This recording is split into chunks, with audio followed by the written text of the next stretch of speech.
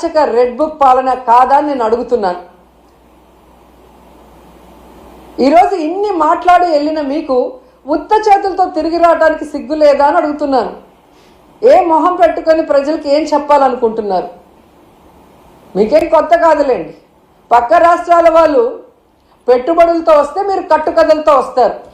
ఎవరి మీద తోసేద్దామా, ఏం చెప్పి తప్పించుకుందామా అన్న కార్యక్రమం మీకు తెలిసినంత బాగా ఎవరికి తెలియదు. దీనికోసం కాదు మీకు ఓట్లేసింది, మీకు అధికారం ఇచ్చింది, మీకు పదవులు ఇచ్చింది. ఇప్పటికైనా ఈ రెడ్ బుక్ అరాచక పాలనని మానేసి ప్రజలకి మీరు ఏదైతే ప్రామిస్ చేశారో ఆ ప్రామిస్ని ఫుల్ఫిల్ చేస్తూ ఈ రాష్ట్ర పరువుని కాపాడమని చంద్రబాబు నాయుడుకి, లోకేష్కి, పవన్ కళ్యాణ్కి తెలియజేసుకుంటున్నాం. ఎందుకంటే పవన్ కళ్యాణ్ గారు ఏదో మత్తులో మాయలో ఉన్నారు. చంద్రబాబు నాయుడు మత్తు మాయలో.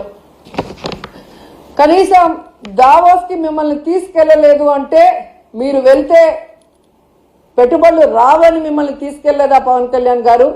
లేదా గతంలో మీరు ఒక ఇంటర్వ్యూలో దావోస్కి వెళ్ళటం వేస్ట్, దానివల్ల రూపాయి ఉపయోగం లేదని మీరు ఇచ్చిన ఇంటర్వ్యూ వల్ల తీసుకెళ్ళలేదా? లేదా పవన్ కళ్యాణ్ వస్తే లోకేష్కి ఇంపార్టెన్స్ తగ్గిపోతుందని తీసుకెళ్లేదా? ఇది మాకు చెప్పకపోయినా పర్లేదు, కనీసం పవన్ కళ్యాణ్కి జనసేన కూలీలకు చెప్పాల్సిన అవసరం ఉందని కూడా ఈ సందర్భంగా తెలియజేసుకుంటున్నా. ఎందుకంటే అంత పెద్ద వేదిక మీద లోకేష్ సీఎం అయితే బాగుంటుంది, డిప్యూటీ సీఎం అయితే బాగుంటుంది అని ఎలా భజన చేశారో, ఆ భజన చూసి పారిశ్రామికవేత్తలు ఎలా అవాక్కయ్యారో కూడా అందరూ గమనించారు. సో చంద్రబాబు నాయుడు గారు మీరు వచ్చి 7 నెలల కాలం అవుతుంది. ఈ రాష్ట్ర పరువు ప్రతిష్ట దిగజార్చే విధంగా మీరు పరిపాలిస్తున్న విషయాన్ని ఇప్పటికైనా గుర్తించండి. మొన్న టీటీడీ తిరుమల వైకుంఠ ఏకాదశి తొక్కిసలాటలో ప్రాణాలు పోగొట్టుకున్న కుటుంబాల్ని మీరు గాలికి వదిలేసి దాంట్లో నుంచి మిమ్మల్ని నమ్ముకున్న మీ అఫీషియల్స్ ఎవరైతే మీరు రిక్రూట్ చేశారో మీరు రిక్రూట్ చేసిన టీటీడీ పాలక మండలిని తప్పించడానికి, కాపాడటం కోసం ఈరోజు ఎన్ని డాన్సులు వేస్తూ తిరుమల పవిత్రతను పాడు చేస్తున్నారు. లడ్డూ విషయంలో ఎలా ఈ తిరుమల పవిత్రతను పాడు చేశారు. అలాగే మహిళల మీద ఇన్ని అఘాయిత్యాలు, ఇన్ని అత్యాచారాలు, హత్యలు జరుగుతుంటే కూడా మీరు దాన్ని ఎవరి మీద నెట్టాలి, ఏ పార్టీ మీద నెట్టాలన్న ప్రయత్నం చేస్తున్నారే తప్ప వాటికి అడ్డుకట్ట వేయకపోవటం ఈ రాష్ట్ర ప్రజలందరూ కూడా గమనిస్తున్నారు. ముఖ్యంగా పవన్ కళ్యాణ్ గారు లా అండ్ ఆర్డర్ ఫెయిల్యూర్ అయింది, హోమ్ మినిస్టర్ ఫెయిల్యూర్ అయ్యారని చెప్పి అంత చెప్పిన తర్వాత కూడా ఇంతవరకు మీరు లా అండ్ ఆర్డర్ మీద దృష్టి పెట్టలేదు అంటే ఈ రాష్ట్ర ఇమేజ్ ఎంత దిగజారిపోయిందో దావోస్ పర్యటనలో మీకు ఒక్క ఎంఓయూ కూడా అవ్వకపోవటం అనేది ఇప్పటికైనా తెలుసుకొని రాష్ట్ర ప్రతిష్టని, పరువుని పెంచే విధంగా మీరు పరిపాలిస్తారని ఆశిస్తున్నాం. అలాగే ఈ రాష్ట్రంలో తప్పుడు కేసులు, ఈ రాష్ట్రంలో మీకు నచ్చని వాళ్ళ మీద ఏదో రకంగా కక్ష సాధింపు చేయాలి అంటే అది కరెక్ట్ కాదు. ఎందుకంటే ఎప్పటికీ మీరు ఉండరు. రాబోయే కాలంలో జగన్మోహన్ రెడ్డి గారు ఖచ్చితంగా ముఖ్యమంత్రి అవుతారు. ఎందుకంటే ఇప్పటికే ప్రజలు మీకు ఓటేసిన దానివల్ల వేసిన వాళ్ళు బాధపడుతున్నారు. ఈవీఎంల వల్ల మీరు గెలిచారనుకున్న వాళ్ళు మీరు దిగిపోవాలని ప్రార్థనలు చేస్తున్నారు. ఎందుకంటే మీ వల్ల పేదవాళ్ళకి ఉపయోగం లేదు, రాష్ట్రానికి ఉపయోగం లేదు, ఏ వర్గానికి కూడా ఉపయోగం లేదు. కాబట్టి ఇప్పటికైనా మీరు మీ సీనియారిటీని ఇచ్చిన మాట నిలబెట్టుకోవటంలో పెట్టండి.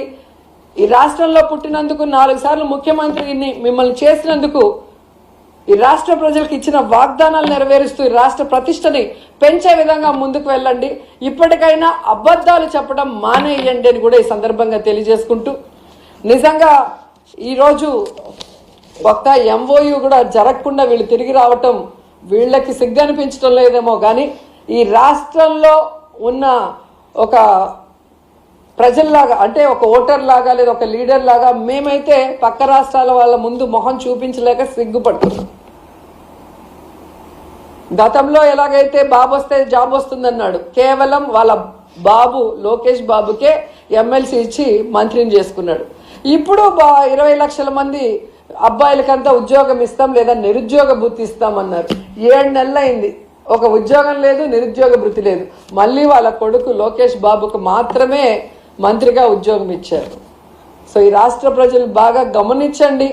మీకు మంచి చేసిన వాళ్ళని, మీకు మంచి చేయాలని తాపత్రయపడే వాళ్ళని ఇప్పటికైనా గుర్తించి ఇలాంటి కూటమి నాయకులు చెప్పే అబద్ధాలకి, కుట్రలకి, కుతంత్రాలకి మీరు నమ్మి బలవద్దని కూడా అందరికీ కోరుకుంటున్నాను.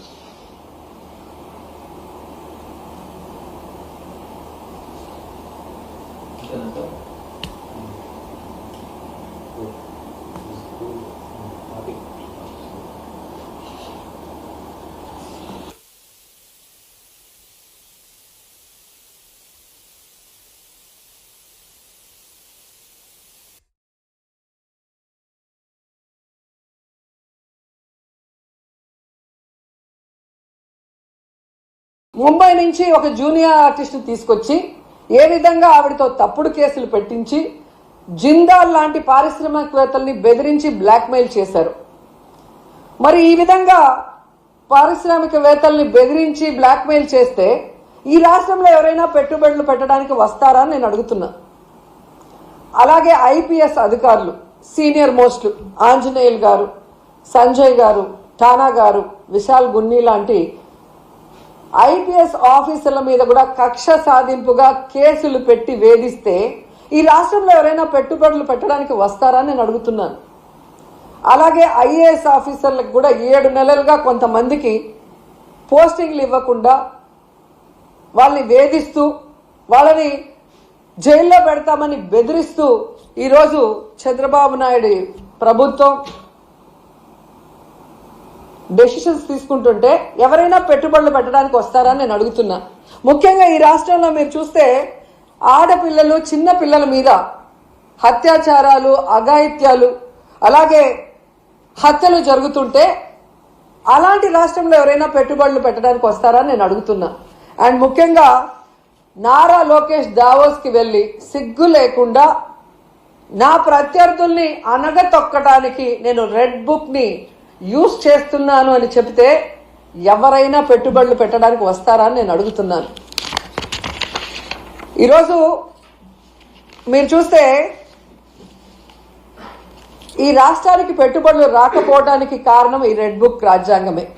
ఎందుకంటే ఎవరైనా పెట్టుబడులు పెట్టాలి అంటే ఆ రాష్ట్రంలో లా అండ్ ఆర్డర్ కరెక్ట్గా ఉండాలి, పారదర్శకమైన పరిపాలన ఉండాలి, అలాగే రోడ్డు, రైలు, ఏరోప్లేన్, అలాగే పోర్ట్స్, ఇవన్నీ కూడా అంటే ట్రాన్స్పోర్ట్ ఇది కరెక్ట్గా ఉంటేనే అక్కడ పెట్టడానికి అవకాశం ఉంటుంది. మీరు చూస్తే జగన్మోహన్ రెడ్డి గారు ముఖ్యమంత్రిగా ఉన్నప్పుడు ఇవన్నీ కూడా ఎంత చక్కగా చేశారో మీ అందరూ కూడా గమనించవచ్చు. లా అండ్ ఆర్డర్ ఏ విధంగా మెయింటైన్ చేశారు, అలాగే మీరు చూస్తే సచివాలయ వ్యవస్థతో ఎలా పారదర్శకంగా పరిపాలించారు,